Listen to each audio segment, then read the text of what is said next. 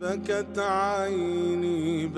عيني على ذنبي وما لاقيت من كربي. إن الحمد لله نحمده ونستعينه ونستغفره ونعوذ بالله من شرور أنفسنا ومن سيئات أعمالنا. من يهده الله فلا مضل له ومن يضلله فلا هادي له. وأشهد أن لا إله إلا الله وحده لا شريك له وأشهد أن محمدًا عبده ورسوله. يا أيها الذين آمنوا اتقوا الله حق تقاته ولا تموتن إلا وأنتم مسلمون. أما بعد. প্রিয় মুসলিমস, আমরা আজব এক সময় বাস করছি। আমাদের এই জমিনে যদি কোনো এক টিনেজার, কোনো এক কিশোর কিশোরী 16-17 বছরের কেউ, 17 বছরের কেউ যদি শরীরে ট্যাটু আঁকতে চায়, শরীরে স্থায়ী কালি লাগাতে চায়, আইন তখন বলবে না, এর অনুমতি নেই। ট্যাটু লাগানোর বয়স হয়নি তোমার এখনো। যদি 20 বছর বয়সের কেউ, তার বয়স এখন 18 চেয়ে বেশি, যদি বিয়ার কিনতে যায়, টেক্সাসের আইন তখন বলবে তোমার যথেষ্ট বয়স হয়নি, তুমি বিয়ার পান করতে পারবে না। বস্তুত যদি অপ্রাপ্ত বয়স্ক কেউ নিকোটিন সিগারেট কিনতে যায়, তাকেও বলা হবে তোমার জন্য এর অনুমতি নেই। যদি 18 চেয়ে কম বয়সী কোনো তরুণী ডাক্তারের কাছে গিয়ে বলে আমি কসমেটিক সার্জারি করতে চাই, আমি আমার শরীরের আকৃতি পরিবর্তন করতে চাই, আরো হ্যান্ডসাম এবং সুন্দর হতে চাই, আইন তখন বলবে, সমাজ তখন বলবে, পিতামাতা তখন বলবে, আর এটা বলার অধিকার তাদের আছে। এমন সিদ্ধান্ত নেয়ার বয়স এখনো তোমাদের হয়নি। এগুলো সবই ঠিক আছে, কারণ একটি সমাজের ভূমিকা, পিতামাতার ভূমিকা, আইনের ভূমিকা তো এমনই হওয়ার কথা। কিন্তু আমরা এখন যা পর্যবেক্ষণ করছি তা খুবই অদ্ভুত।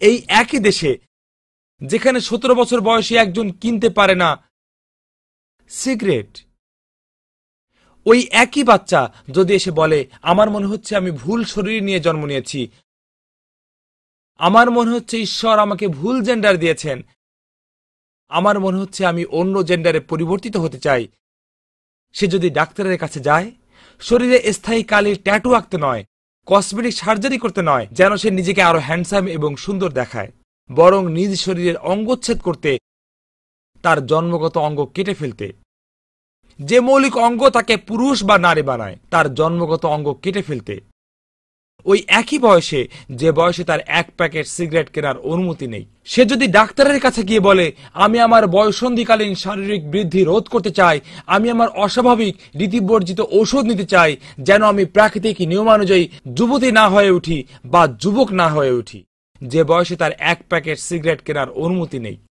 এই একই সমাজ যা 17 বছর বয়সী একজনকে হাতে ট্যাটু আঁকতে দেয় না, সে সমাজে এটাকে স্বাগত জানায়। ক্ষেত্র বিশেষে যদি পিতামাতা আপত্তি তোলে, একটু থামো, তুমি তো এখনো অনেক ছোট। ক্ষেত্র বিশেষে যদি পিতামাতা বলে ওঠে তোমার বয়স মাত্র 10, 15, 17, তুমি কিভাবে এমন সিদ্ধান্ত নেবে? আমরা এখন যা দেখছি তা হলো আতঙ্কজনকভাবে, যদিও এটা এখনো সম্পূর্ণরূপে শুরু হয়নি, কিন্তু অধিক থেকে অধিকতর ক্ষেত্রে আইন কানুনগুলো পিতামাতার বিপরীতে গিয়ে সন্তানের পক্ষ অবলম্বন করছে, কথিত ট্রান্সজেন্ডারের ছদ্মবেশে। সামাজিক কাঠামোর বিরুদ্ধে আরো একটি আক্রমণ আমরা পর্যবেক্ষণ করছি। আর আপনি যদি পশ্চিমা সভ্যতার ইতিহাস জানেন, এই ধরনের আক্রমণ সংগঠনের ক্ষেত্রে এটাই প্রথম উপলক্ষ না। গত 100 বছর ধরে আমরা বারবার এমন আক্রমণ একটার পর একটা দেখে আসছি। প্রায় 1 শতাব্দী আগে দ্বিতীয় বিশ্বযুদ্ধের পর একটি আন্দোলন মাথাচাড়া দিয়ে উঠল, যেটা নারীত্বের মূল যে বৈশিষ্ট্য তার উপর আক্রমণ পরিচালনা করল। একটি আন্দোলন তৈরি হলো যা নারী এবং পুরুষের ভূমিকাকে আক্রমণ করল, যা প্রকৃত নারীত্বকে উপহাস করল, যদিও নিজেদেরকে তারা নারীবাদী হিসেবে দাবি করে। তারা পুরুষত্বের প্রকৃত বৈশিষ্ট্যগুলোকে উপহাস করল আর বলল যে নারী এবং পুরুষের ভূমিকা এক অভিন্ন। এই আন্দোলনটি মোটা দাগে নিজেকে সফল বলে বিবেচিত করে, কিন্তু এটাই শেষ ছিল না। এই আন্দোলনের পর আরেকটি আন্দোলন তৈরি হলো। 60-এর দশকের পর থেকে একটি আন্দোলন দৃশ্যপটে আসলো, আর এই আন্দোলনটি ন্যাক্কারজনকভাবে বিবাহ বহির্ভূত অবাধ মেলামেশাকে উৎসাহিত করেছে। এটা অন্তরঙ্গ সম্পর্ককে শুধুমাত্র স্বামী স্ত্রী শয়নকক্ষের ভিতর সীমাবদ্ধ রাখলো না, বরং সকল স্থানে নগ্নতা, ফাহেসা, চরিত্রহীনতা আদর্শে পরিণত হলো। আর এই আন্দোলনটিও তাদের নিজস্ব দৃষ্টিকোণ থেকে ব্যাপকভাবে সফল বলে বিবেচিত হয়েছে। আমরা যখন আজ কথা বলছি, মাত্র 100 বছর আগেও ইউএসএতে বিবাহ বহির্ভূত সম্পর্কে জড়ানো মানুষের পরিমাণ 10%-এরও কম ছিল। এই দেশেই 95%-এরও বেশি নারী এবং পুরুষ এখন বিবাহ বহির্ভূত সম্পর্কে লিপ্ত।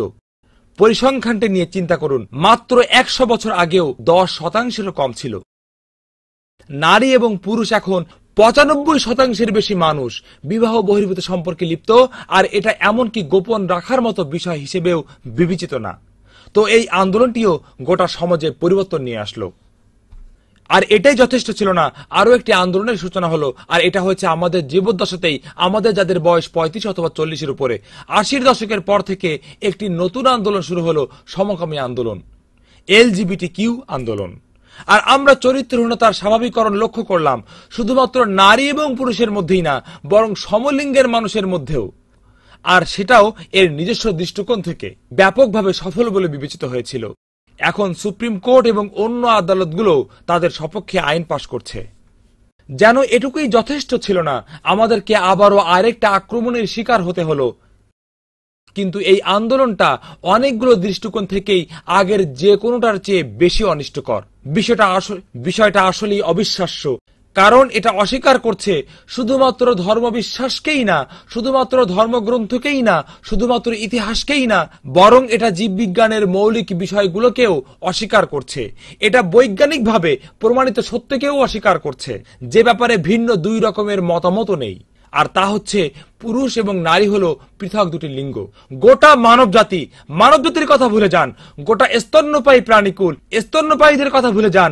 প্রাণী জগতের গোটা প্রজাতির ক্ষেত্রে আদর্শ হলো, হ্যাঁ দু একটি ব্যতিক্রম আছে অ্যামিবা বা এ জাতীয় প্রাণীর ক্ষেত্রে, কিন্তু আদর্শ হলো প্রতিটি সৃষ্ট প্রাণীর মধ্যে পুরুষ এবং নারী রয়েছে। এটাই আদর্শ। কেউ কখনো এমন সময়ের আগমনের চিন্তাও করেনি যে জীববিজ্ঞানের এমন মৌলিক প্রতিষ্ঠিত সত্য একসময় প্রশ্নের সম্মুখীন হবে, কিন্তু আমাদের অবস্থা এখানে পৌঁছেছে। এখন বিতর্ক করতে হচ্ছে এটা নিয়ে যে নির্ধারিত লিঙ্গের ধারণাটি কি যথার্থ, নাকি এটা সমাজ কর্তৃক আরোপিত একটি বিষয়। সমাজ কর্তৃক আরোপিত বলতে তারা বোঝায় মানুষ অথবা সভ্যতা অথবা সমাজের দ্বারা সৃষ্ট কল্পনা প্রসূত উদ্ভাবন। আর প্রিয় ভাই এবং বোনেরা, শুনতে যত বিব্রতকারী হোক না কেন, এটা বলতেই হবে। আপনি যদি পথ পরিক্রমাটি লক্ষ্য করেন যেখানে আমরা এখন রয়েছি, খোলাখুলি বলতে গেলে শুরু থেকে দেখলে এমনটি হওয়াই অপরিহার্য ছিল। কারণ আপনি যদি নারী পুরুষের ভূমিকা নিয়ে কারসাজি করেন, যেমনটা ঘটেছিল 100 বছর আগে, আপনি যদি নারী পুরুষের স্বাভাবিক ভূমিকাকে প্রশ্নবিদ্ধ করেন, এর অপরিহার্য ফলাফল হলো আপনি স্বয়ং লিঙ্গের ধারণাকেও প্রশ্নবিদ্ধ করবেন। আপনি লিঙ্গ এবং লিঙ্গভিত্তিক দৈহিক বৈশিষ্ট্যগুলোকেও প্রশ্নবিদ্ধ করবেন। আর এই অবস্থায় এখন আমাদের সন্তানদেরকে এত প্রাথমিক মৌলিক প্রতিষ্ঠিত সত্যটিও আবার শেখাতে হবে। এটা কোরআন বিষয়ক নয়, ইতিহাস বিষয়ক নয়, বরং জীববিজ্ঞান বিষয়ক। বিষয়টা এই যে পুরুষরা নারীদের মতো নয়, লিঙ্গ মূলত দুই ধরনের। পুরুষ হলো এক ধরনের জিনিস, নারী হলো অন্য ধরনের জিনিস, আর এই দুই জিনিস এক, অভিন্ন নয়। প্রিয় ভাই এবং বোনেরা, আমাদের সন্তানদেরকে শুধু এই শিক্ষা দেওয়ার চেয়েও বেশি আতঙ্কজনক বিষয়টি হলো অনধিকার প্রবেশের মতো আইনের বিধানগুলো আমাদের ঘরগুলোকে হুমকিতে ফেলছে। ইতিমধ্যেই কানাডাতে এমনটা ঘটেছে। এটা আদালতের একটা বাস্তব মামলার ঘটনা। কানাডাতে একজন অপ্রাপ্তবয়স্ক বালক, 18 বছরের কম এক ছেলে রূপান্তরিত হয়ে নারীতে পরিণত হতে চেয়েছে, আর তার বাবা মা অস্বীকৃতি জানালো। এই তরুণ বালকটি তার নিজের বাবা মায়ের বিরুদ্ধে আদালতে মামলা করে, আমার বাবা মা আমাকে নারী হতে বাধা দিচ্ছে। তাই সে নারী হওয়ার জন্য তার মা বাবার বিরুদ্ধে মামলা করে। আর আদালত তার পক্ষ গ্রহণ করে তার মা বাবার কাছ থেকে অভিভাবকত্বের অধিকার ছিনিয়ে নেয়। তাকে তার মা বাবার কাছ থেকে নিয়ে নেওয়া হয়, কারণ তাদের দৃষ্টিতে এটা নির্যাতন। তাকে অন্য আরেকটি ঘরে স্থানান্তরিত করা হয়, আর তাকে নারীতে রূপান্তরিত হওয়ার সুযোগ করে দেওয়া হয়। আর এখানে টেক্সাসে, ভাই এবং বোনেরা, যা আমাদের থেকে বেশি দূরে না, এখানে এই মুহূর্তে একটি মামলা চলমান আছে। এটা আতঙ্কজনক। আর আমি এজন্যই এই খুঁত পাঠিয়ে দিচ্ছি, কারণ আমাদেরকে উঠে দাঁড়াতে হবে আমাদের নিজেদের সন্তানদের রক্ষা করার জন্য। এই বৃহত্তর সমাজের কাছে এটা প্রচার করতে হবে। এই টেক্সাসেই এক দম্পতি বিবাহ বিচ্ছেদ করে। এখন বাবা এবং মা পৃথকভাবে বসবাস করছে, আর মা তার সন্তানের লিঙ্গ পরিবর্তন করতে চায়, যার বয়স 7 বছর। মা তার ছেলেকে জোর করে নারীতে রূপান্তরিত করতে চায়, কিন্তু বাবা বলছে না, মা বলছে ছেলেটা আসলে একটা মেয়ে, যে একটি ছেলের শরীরে আটকা পড়ে আছে, মনের দিক থেকে সে আসলে একটা মেয়ে, আর ছেলেটিও নিজেকে মেয়ে হিসেবে বিবেচনা করছে। বাবা বলছে না, এটা তার মা তার সন্তানের মাথায় ঢুকিয়ে দিয়েছে। যখন থেকে শিশুটি জন্মগ্রহণ করে সে মূলত ছেলেই ছিল, কিন্তু তার মা তাকে মেয়েদের মতো পোশাক পরিয়েছে, সে এরকম করেছে সেরকম করেছে, আর এখন স্পষ্টতই ছেলেটি মনে করে নিয়েছে যে সে একজন মেয়ে। তো বাবাটি বলছে যে এটা লালন পালনের ত্রুটি না, এটাই তার লিঙ্গগত পরিচয়। আর এখন পর্যন্ত এটা আদালতের বিবেচনাধীন রয়েছে, কিন্তু এখন পর্যন্ত বাবাটির কথার মূল্যায়ন করা হচ্ছে না, আর আদালত এখনো মায়ের অনুকূলেই রয়েছে। এটা একটা খ্রিস্টান দম্পতি, আমাদের বিশ্বাসের সাথে এর কোনো সম্পর্ক নেই, কিন্তু আমাদের পরিবারগুলোর বিবেচনায় এই ঘটনাটা প্রাসঙ্গিক, আর এটা মৌলিক মানবাধিকারেরও বিষয়। প্রিয় ভাই এবং বোনেরা, আল্লাহর শপথ, এটা একটা মর্মান্তিক বাস্তবতা যে আমাকে জুমআর খুতবা দিতে হচ্ছে জীবনের এই মৌলিক ব্যাপারটি নিয়ে, যে পুরুষ লিঙ্গের যেমন অস্তিত্ব রয়েছে, স্ত্রী লিঙ্গেরও তেমন অস্তিত্ব রয়েছে, আর প্রত্যেকটি বিষয় বিবেচনায় এই দুটি লিঙ্গ পৃথক। কিন্তু আমাদের সামনে এটা ছাড়া আর কোনো পথ খোলা নেই, কারণ এই আইনটি শুধু আমাদের শিশুদের মাঝেই বিকৃতি নিয়ে আসছে না, বরং এটা আমাদের জন্য নিজেদের ঘরেই হুমকির কারণ হয়ে যাচ্ছে। আল্লাহ আমাদের সকলকে রক্ষা করুন। যদি এই রীতি চলতে থাকে, আমরা কি করব যদি আমাদের কারো সন্তান বেইনওয়াসের শিকার হয়? কি করব আমরা যদি আমাদের নিজেদের মসজিদেই একজন 7 বছরের শিশু বলে ওঠে যে আমি ভিন্ন লিঙ্গের মানুষ? সেই অবস্থায় আমরা কি করব? এজন্যই আমাদেরকে এখন থেকেই কি ঘটছে তা উপলব্ধি করতে হবে, এবং আইনি ব্যবস্থার ভেতরের অন্তর্নিহিত সংগ্রাম চালিয়ে যেতে হবে, এবং নিশ্চিত করতে হবে যে ইমানকে পরের প্রজন্মে ছড়িয়ে দেওয়ার অধিকার, স্বাধীনভাবে ইসলামের অনুশীলনের অধিকার, স্বাভাবিক মানুষ হিসেবে আমাদের বসবাসের অধিকার যাতে ছিনিয়ে নেওয়া না হয়। আর এজন্যই আজকের এই খুতবা। বিষয়টা যত কঠিনই হোক, এটা যত বেমানানি হোক, এর চাইতে অনেক বড় সমস্যার বিবেচনায় এটা অবশ্যম্ভাবী একটি প্রারম্ভিক ধাপ। কারণ আমাদেরকে আমাদের মূল্যবোধের সুরক্ষা নিশ্চিত করতে হবে, আমাদেরকে আমাদের জীবন ধারণের পদ্ধতি সংরক্ষণ করতে হবে, আমাদেরকে আমাদের ধর্মীয় স্বাধীনতা সংরক্ষণ করতে হবে, আর এর পাশাপাশি আমাদের স্বার্থপর হলে চলবে না। এটা শুধু আমি আমার নিজে এবং আমাকে নিয়ে নয়, এটা শুধু আমার পরিবার এবং সন্তানকে নিয়ে না, আমাদেরকে এটাও স্বীকার করতে হবে যে অন্য যে কোনো ধর্মবিশ্বাসের অনুসারীদের চেয়ে মুসলিম হিসেবে আমাদের উচ্চতর দায়িত্ববোধ রয়েছে। মুসলিম হিসেবে আমাদেরকে আল্লাহ সুবহানাহু ওয়া তাআলার কাছে জবাবদিহি করতে হবে। মুসলিম হিসেবে মানব জাতির জন্য সাক্ষ্য হওয়ার দায়িত্ব দিয়ে আল্লাহ আমাদেরকে নিযুক্ত করেছেন। আমরা হলাম শুহাদা আলান নাস, অর্থাৎ আমরা হলাম মানব জাতির জন্য সাক্ষ্য। একজন সাক্ষ্য কি করে? একজন সাক্ষ্য সত্য কথা বলে, পূর্ণ সত্য, সত্য ব্যতীত অন্য কিছু না। একজন সাক্ষ্য তিক্ত সত্য কথা বলে। একজন সাক্ষ্য সত্য বলার প্রশ্নে ফলাফল বা পরিণামের কথা চিন্তা করে না। একজন সাক্ষ্যকে বিচারের ফলাফল কি আসবে, বিচারের রায় কি হবে তার পরোয়া না করে সত্যের সাক্ষ্য প্রদান করতে হয়। সাক্ষ্যকে সত্যের সাক্ষ্য প্রদান করতে হয়। আর আল্লাহ আমাদেরকে সত্য প্রদান করেছেন, সেই সত্যটি হলো ইসলাম। আর ইসলাম ধর্মের গভীরে প্রথিত রয়েছে নৈতিকতা, আখলাক, লজ্জাশীলতা এবং শিষ্টাচার। আর আমি এটা খোলাখুলি ভাবেই বলতে চাই যে আমরা হলাম সর্বশেষ ধর্মভিত্তিক সভ্যতা, যারা শিকড় আঁকড়ে ধরে টিকে আছে, যারা আধুনিক সভ্যতার খেয়াল খুশি এবং আকাঙ্ক্ষার কাছে মাথা নত করে না। এটা উল্লেখ করা দুঃখজনক যে ইব্রাহিমের অনুসারী অন্য ধর্মগুলো, আল্লাহর শপথ আমরা এটা বলছি দুঃখ ভারাক্রান্ত মন নিয়ে, আমরা এটা বলছি এই আকাঙ্ক্ষায় যে তারা উঠে দাঁড়াবে, কারণ দিন শেষে এই পশ্চিমা সভ্যতায় আমাদের চেয়ে তাদের অধিকারী বেশি। এটাই বাস্তব সত্য, এটাই বাস্তব সত্য। কিন্তু তারা মাথা নত করেছে, তারা অনিচ্ছা সত্ত্বেও মেনে নিয়েছে, আর মোটা দাগে তারা আত্মসমর্পণ করেছে। তো তারা যদি আত্মসমর্পণ করে থাকে, তাহলে বরং এর চেয়েও বেশি পরিমাণে আমরা উঠে দাঁড়াবো। আর আল্লাহর শপথ, এই ব্যাপারে আমরা কখনোই সমর্পণ করব না। আমরা উঠে দাঁড়াবো এবং সত্য প্রচার করব। যত তিক্ততাই থাকুক, পরিণাম যাই হোক না কেন, এই ধরনের প্রবৃত্তির অনুসরণ, এই ধরনের ইন্দ্রিয় পরায়ণতা, এই ধরনের চরিত্রহীনতা এবং পাশবিকতা আমাদেরকে রুখে দাঁড়াতে হবে এবং পরিষ্কারভাবে প্রচার করতে হবে, যথেষ্ট হয়েছে আর না। বৃহত্তর সমাজে যা ঘটছে তার দ্বারা আমরা আমাদের সন্তানদেরকে এবং পরিবারকে কলুষিত হতে দিব না। আর হ্যাঁ, এটা আপনাদের আইন, আপনাদের যা ইচ্ছা করেন, কিন্তু আমরা কথা বলবো এবং আমরা আপনাদেরকে বলবো যে আপনারা যা করছেন তা ভুল। যদিও তা আপনার নিজের ব্যক্তিগত বিষয় হয়, আপনাকে থামানোর অধিকার আমাদের নেই। আপনাদের নিজেদের আইনকে পরিবর্তন করার ক্ষমতা আমাদের নেই, কিন্তু আমাদের উঠে দাঁড়ানোর এবং প্রচার করার অধিকার আছে। আর আমাদের আল্লাহ প্রদত্ত দায়িত্ব রয়েছে তাদের অন্তর্ভুক্ত হওয়ার জন্য, যারা নবী রাসূলদের ধর্ম এবং নৈতিকতার ধর্ম প্রচার করে, যা হলো ইব্রাহিমের অনুসারী সকল ধর্মেরও মৌলিক বিষয়। প্রিয় ভাই এবং বোনেরা, বিশেষত আমার তরুণ ভাই এবং বোনেরা, আমাদেরকে উপলব্ধি করতে হবে সমাজ তোমাদেরকে যাই শিখাক, কার্টুনগুলো থেকে তোমরা যাই শিক্ষা পাও, ডিজনি চ্যানেলে যাই থাকুক না কেন, আমাদেরকে উপলব্ধি করতে হবে যে মানবজাতি পুরুষ এবং নারীতে বিভক্ত। আল্লাহ বলেছেন, ইয়া আইয়ুহান নাস ইন্না খলাকনাকুম মিন যাকারিন ওয়া উনসা। হে মানব জাতি, আমরা তোমাদের সৃষ্টি করেছি একজন পুরুষ এবং একজন নারী থেকে। আমরা সকলে এসেছি একজন পুরুষ এবং একজন নারী থেকে। অবাসা মিনহুমা রিজালান কাসীরান ওয়া নিসা, তাদের উভয়ের থেকে আমি ছড়িয়ে দিয়েছি বিপুল সংখ্যক পুরুষ এবং নারী।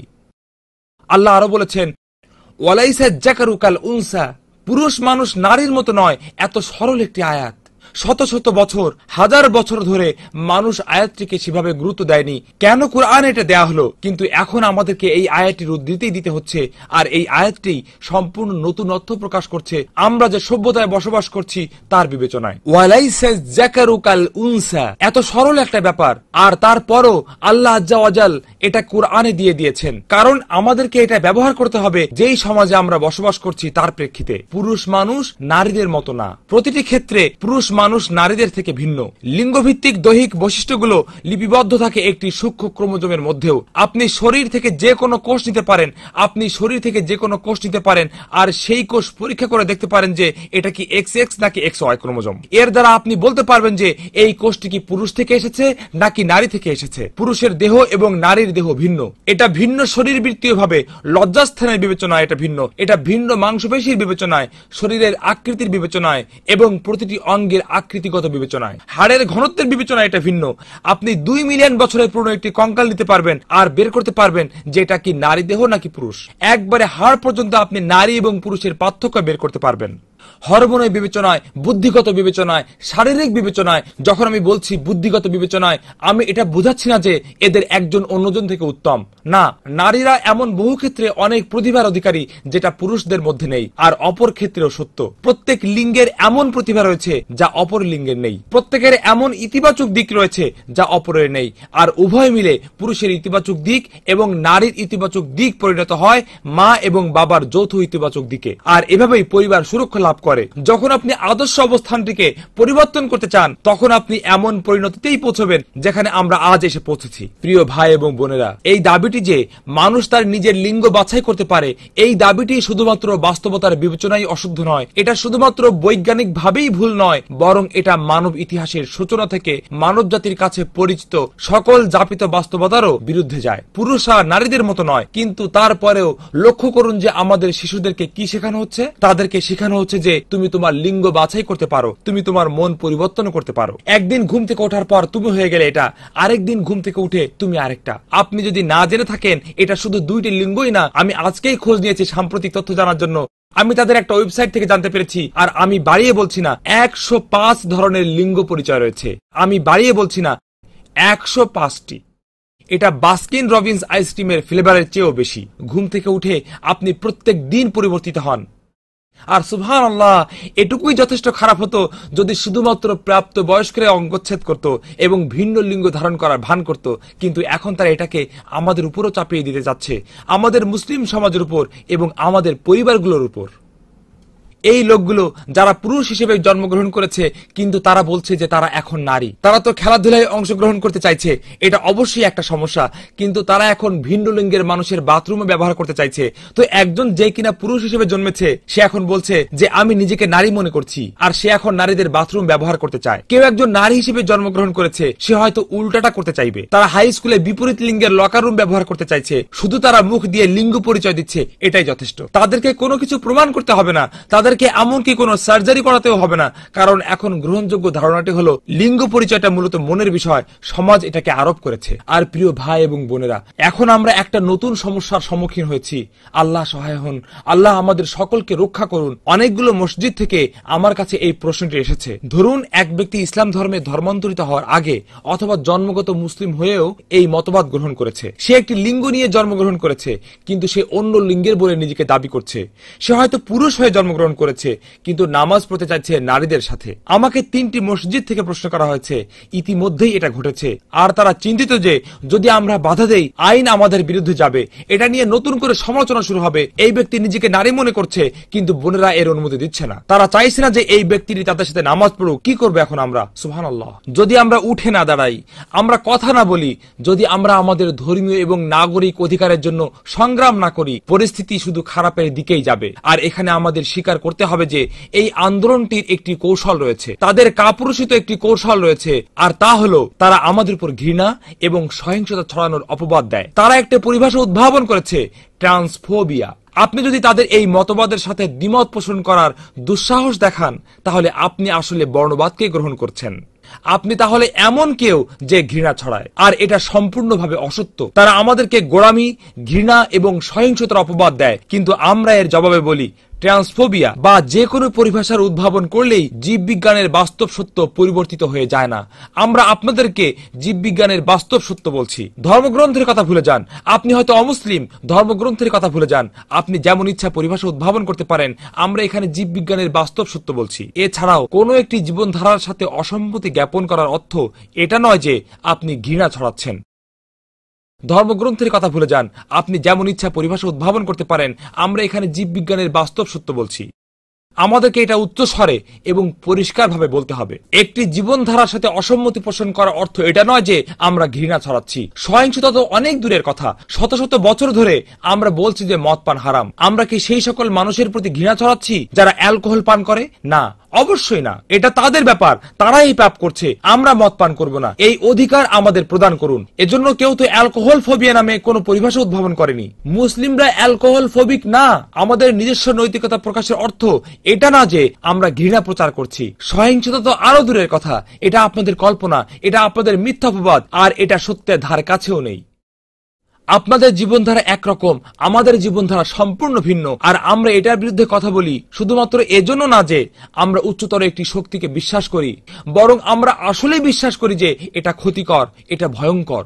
যদি একজন তরুণ বা তরুণী বলে যে আমি আমার হাত কেটে ফেলতে চাই, তখন আপনি কি বলবেন? যদি একজন তরুণ বা তরুণী বলে যে আমি আমার পা কেটে ফেলতে চাই, তখন আপনি কি বলবেন? আমরা সকলে এগিয়ে এসে বলবো না না, এমন করো না, এটা ভুল। তাহলে তারা যদি তাদের যৌনাঙ্গ কেটে ফেলতে চায় আকস্মিকভাবে, এটা আইনের চোখে অলঙ্ঘনীয় হয়ে গেল। এখানে মূল কথা তো একই। আপনার সৃষ্টিকর্তা যা আপনাকে দিয়েছেন তা একটি উপহার। যেভাবেই আপনার সৃষ্টিকর্তা আপনাকে সৃষ্টি করেছেন তা আপনার জন্য একটি উপহার। এই উপহারের মর্ম উপলব্ধি করুন এবং আল্লাহর এই আশীর্বাদকে মেনে নিন। দিন শেষে আমরা কাউকে জোর করে কোনো কিছু করাতে পারি না, কিন্তু আমরা সীমারেখা টানবো আমাদের অধিকারের প্রশ্নে, আমাদের মতামত প্রচারের প্রশ্নে, আর বিশেষভাবে আমাদের শিশুদের ব্যাপারে। আপনাদের যা ইচ্ছা করেন, সৃষ্টিকর্তার কাছে আপনারা আপনাদের জবাব দিবেন। কিন্তু যখন আপনি আপনার উচ্ছৃঙ্খলতাকে আমাদের সামনে আনেন, আর যখন নারীর পোশাক পরিহিত পুরুষদের প্রকাশ্যে প্রদর্শন করেন, যখন আপনি আমাদের শিশুদেরকে 7-8 বছরেই তাদের নিজেদের লিঙ্গ নিয়ে প্রশ্ন তুলতে শিখান, না না, আমরা ঘৃণা প্রচার করছি না, বরং আপনারাই ব্রেইন ওয়াশ করছেন, আপনারাই অনৈতিকতা এবং নোংরামি ছড়াচ্ছেন। আপনাদের ব্যক্তিগত জীবনে যেই পাপই করেন, আমাদের শিশুদেরকে এর বাইরে রাখুন। প্রিয় ভাই এবং বোনেরা, পরিহাসের বিষয় হলো আল্লাহর শপথ, পরিহাসের বিষয় হলো এই একই আন্দোলন সামাজিক ন্যায় বিচারের নামে ছড়ানো হচ্ছে এই মতবাদ। যারা 2টির অধিক লিঙ্গে বিশ্বাস করে, যারা বিশ্বাস করে যে লিঙ্গ হলো মূলত সমাজের আরোপিত বিষয়, কিন্তু জাতি এবং বর্ণ নিয়ে তাদের বক্তব্য লক্ষ্য করুন। তারা বলে যে জাতিবাদ এবং বর্ণবাদও সমাজের আরোপিত বিষয়, যা আসলে সত্য। বর্ণবাদ বলতে আসলে কিছু নেই। আমার চামড়া বাদামি, আপনার কালো, অন্যজনের সাদা। আপনি যদি আমার থেকে রক্তের নমুনা গ্রহণ করেন, এর দ্বারা আপনি আমার চামড়ার রং নির্ধারণ করতে পারবেন না। বর্ণবাদ আসলেই সমাজের আরোপিত বিষয়। জাতীয়তা কয়েক শতাব্দী পর পর পরিবর্তিত হয়। 500 বছর আগের আমার পূর্বপুরুষ আমার 500 বছর পরের উত্তরসূরি থেকে সম্পূর্ণ ভিন্ন হবে। বর্ণবাদ, জাতীয়তাবাদ এবং সামাজিক শ্রেণী বৈষম্য সম্পূর্ণরূপেই মানব সৃষ্ট, এটুকুই পরিষ্কার, তাই না? এখন সেই একই আন্দোলনের কাছে যান এবং বলুন, আমি নিজে আমার বর্ণ বাছাই করতে চাই। বর্ণবাদ হলো সমাজের আরোপিত বিষয়, জাতিবাদ হলো কল্পনাপ্রসূত উদ্ভাবন। আপনি সকলের চেহারা দেখে জাতিগত পরিচয় বলতে পারবেন না। আমরা সকলেই এটা জানি। কখনো হয়তো বলতে পারবেন, কখনো পারবেন না, কখনো আপনি ভুল করবেন। বর্ণবাদ, জাতিবাদ এবং সামাজিক শ্রেণী বৈষম্য, কার পরিবার রাজকীয়, কে রাজ পরিবার জন্মেছে, এগুলো কোনো প্রথা দিয়ে নির্ধারণ করা যাবে না। এগুলোই সমাজের আরোপিত বিষয়। ওকে, সেই একই আন্দোলন যারা লিঙ্গ পরিবর্তনের কথা বলে, তাদের কাছে যান এবং বলুন যে আসুন আমরা সমাজ কর্তৃক আসলেই আরোপিত একটি বিষয়কে পরিবর্তন করি। আসুন সাদা চামড়ার একজনকে বলি যে তিনি যেন নিজেকে খাঁটি আফ্রিকান হিসেবে দাবি করেন। আসুন এশিয়ান একজনকে বলি যে তিনি যেন নিজেকে খাঁটি ইউরোপিয়ান হিসেবে দাবি করেন। আসুন হতদরিদ্র একজনকে বলি যে তিনি যেন নিজেকে সৌদি রাজবংশের সদস্য বলে দাবি করে। তার জন্য এখন সম্মানসূচক সম্বোধন ব্যবহার করতে হবে, তার নামের আগে মহামান্য শব্দটি ব্যবহার করতে হবে। সেই একই আন্দোলন তখন কি বলবে? তুমি কি ভারসাম্য হারিয়েছ? অথবা কি দুঃসাহস তোমার? এটা অপমানজনক। নিজের জাতি ভিন্ন, নিজেকে অন্য জাতি দাবি করার কোনো অধিকার তোমার নেই। তুমি যেই সামাজিক শ্রেণীর অন্তর্ভুক্ত তার চেয়ে ভিন্ন শ্রেণীর বলে নিজেকে দাবি করার কোনো অধিকার তোমার নাই। এটা সামাজিকভাবে বেমানান, এটা সামাজিকভাবে বেমানান।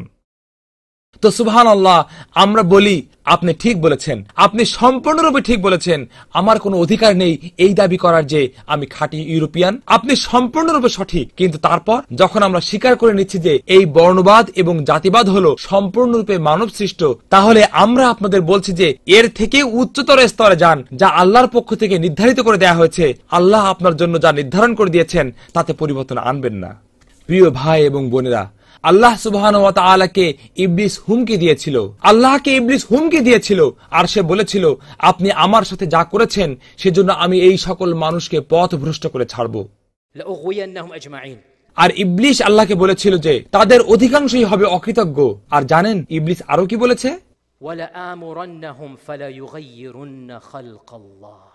অর্থাৎ আমি তাদেরকে পথভ্রষ্ট করব এবং তাদেরকে আদেশ করব, যার ফলে আপনি যেভাবে তাদেরকে সৃষ্টি করেছেন তাতে তারা পরিবর্তন আনবে। তারা তাদের নিজের দেহকে বিকৃত করবে। ফালা ইউগাইয়িরুন্না খালকাল্লাহ, আপনি যেভাবে তাদেরকে সৃষ্টি করেছেন তারা তাতে পরিবর্তন আনবে। ও মুসলিম, এর চেয়ে বড় বিকৃতি আর কি হতে পারে? এর চেয়ে খারাপ অঙ্গচ্ছেদ আর কি হতে পারে? ইবলিস কি বলেনি যে সে এটা করবে? আর আমরা এখন এটা ঘটতে দেখছি। এর চেয়ে বড় বিকৃতি আর কি হতে পারে যখন আল্লাহর দেয়া উপহারকে আপনি প্রত্যাখ্যান করছেন আর বলছেন যে না, আমি আমার নিজের অঙ্গ কেটে ফেলবো, আমি আমার নিজের শরীরের আকৃতি নষ্ট করব। আর আমি মনে করি যে এটা প্রশংসার যোগ্য। প্রিয় ভাই এবং বোনেরা, আল্লাহর সৃষ্টি নিয়ে আমাদের খেলা করা উচিত নয়। এই আন্দোলনটি যা করছে তা হলো এটা নিজেই সৃষ্টিকর্তা সেজে বসে আছে, আর আপনি সৃষ্টিকর্তার সৃষ্টির উপরে কৃত্রিম সৃষ্টিকর্তা সাজতে পারবেন না, কারণ আপনি সৃষ্টিকর্তা নন। এটা ইবলিসের পথভ্রষ্টতাকে বাস্তবায়িত করছে এবং আল্লাহর দেখানো পথকে প্রত্যাখ্যান করছে। তো এই ভুল থেকে আমরা আল্লাহর কাছে আশ্রয় প্রার্থনা করি এবং তার প্রতি আমরা নির্ভর করি। بارك الله لكم في القرآن العظيم ونفعني وإياكم بما في الآيات والذكر الحكيم. أقول ما تسمعون وأستغفر الله العظيم لكم ولسائر المسلمين كل من فاستغفروا إنه هو الغفور الرحيم. استغفر الله. لا إله إلا أنت. الحمد لله، الحمد لله الواحد الأحد الصمد الذي لم يلد ولم يولد ولم يكن له كفوا أحد. وبعد প্রিয় ভাই এবং বোনেরা, বক্তব্য সমাপ্ত করার আগে আমি অত্যন্ত গুরুত্বপূর্ণ কিছু বিষয় পরিষ্কার করতে চাই। খুতবার প্রথম অংশটি ছিল নির্ধারিত বিষয় নিয়ে। লিঙ্গ দুই ধরনের, আর শরিয়া সাধারণ জ্ঞান, যাপিত মানব ইতিহাস, মানব জাতির অভিজ্ঞতা, আল্লাহ যে ফিতরাতের উপর আমাদেরকে সৃষ্টি করেছেন, এই সবগুলো আমাদের বলছে যে শুধু এই দুটি লিঙ্গকে গ্রহণ করতে হবে এবং একে কেন্দ্র করেই জীবন যাপন করতে হবে। যে ব্যক্তি পুরুষের শরীর নিয়ে জন্মেছে তাকে নিজের পুরুষত্বকে বরণ করে নিতে হবে, যে নারীর শরীর নিয়ে জন্মেছে তাকে তার নারীত্বকে বরণ করে নিতে হবে। এই দুটি লিঙ্গ আধ্যাত্মিকভাবে সমান। এই দুই লিঙ্গের মাঝে কেউ শ্রেষ্ঠতর না, কিন্তু দুটি লিঙ্গ এক অভিন্ন না। তো নারীদের উচিত তাদের নারীত্বকে বরণ করে নেয়া, পুরুষদের উচিত তাদের পুরুষত্বকে বরণ করে নেয়া। আর যখন প্রত্যেকে এটা করবে, সমাজ সমৃদ্ধি লাভ করবে, সন্তানরা সুরক্ষিত থাকবে। কিন্তু এর কিছু ব্যতিক্রম রয়েছে, খুবই অল্প কিন্তু ব্যতিক্রম রয়েছে, শারীরিক এবং কখনো কখনো এর বাইরেও। কিছু মানুষ, পরিমাণটা 0.1%-এরও কম, প্রায় 1000-এ একজন, 0.1%-এরও কম মানুষ কিছুটা অস্বাভাবিকতা নিয়ে জন্মায়। তাদের ক্রোমোজোম XS অথবা XY হয় না, বরং হতে পারে XXY অথবা XYY।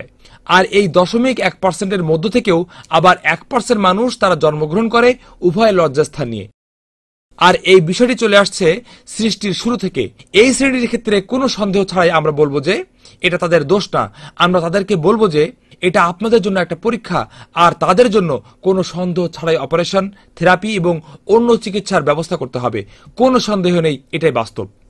এমন মানুষ থাকতে পারে যাদেরকে এমন আবেগ, অনুভূতি এবং কামনা বাসনার বিরুদ্ধে সংগ্রাম করতে হয় যা স্বাভাবিক না, যা প্রত্যাশিত না। তাদেরকে প্রচেষ্টা চালিয়ে যেতে হবে। এমনকি শারীরিকভাবে হয়তো তারা স্বাভাবিক, কিন্তু তাদের যৌন আকাঙ্ক্ষা, তাদের মনের মধ্যকার আকর্ষণ হয়তো স্বাভাবিকের চেয়ে ভিন্ন। আর আমরা তাদেরকে বলবো যে প্রিয় ভাই বা বোন, আমরা আপনার জন্য দুনিয়া এবং আখিরাতের জীবনে শুভকামনা করি। আমরা আপনার এই সংগ্রামের সাথে একাত্মতা পোষণ করি, কিন্তু আমরা আপনাকে স্মরণ করিয়ে দেই যে আমাদের ইসলাম ধর্ম আপনাকে জানিয়ে দেয় যে আপনার কোন কামনা বাসনাগুলো স্বাস্থ্যকর এবং কোনগুলোকে নিয়ন্ত্রণ করতে হবে। কামনা বাসনা পোষণ করা পাপ নয়। শুধু কামনা বাসনাগুলোর কারণে আপনি শাস্তি পাবেন না, কামনা বাসনাগুলো আপনাকে মানুষের মর্যাদা থেকে নামিয়ে দেয় না।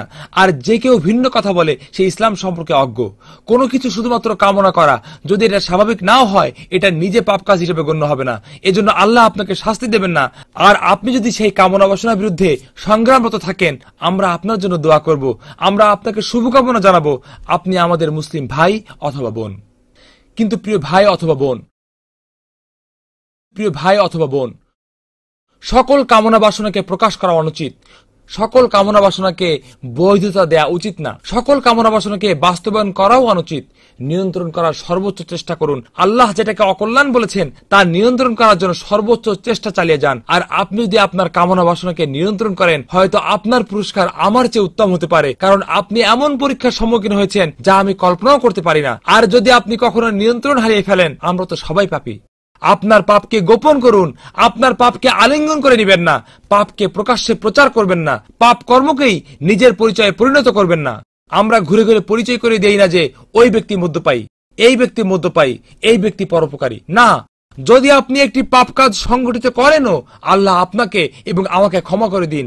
আপনার ভুলগুলোকে লুকিয়ে রাখুন, আপনার ত্রুটি বিচ্যুতিগুলোকে গোপন করুন, সেগুলোকে আপনি এবং আল্লাহর মাঝে সীমাবদ্ধ রাখুন। আর আল্লাহ হলেন গফুর, আল্লাহ হলেন রহিম, আল্লাহ হলেন রহমান।